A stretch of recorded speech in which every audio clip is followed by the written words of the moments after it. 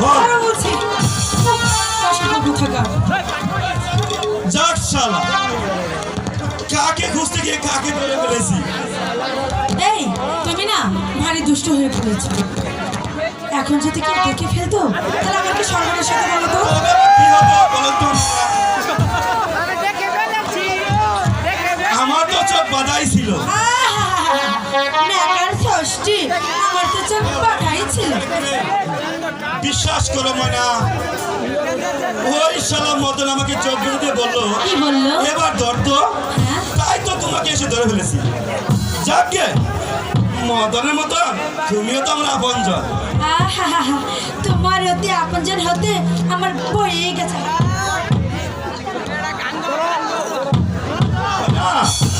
শোনো শোনো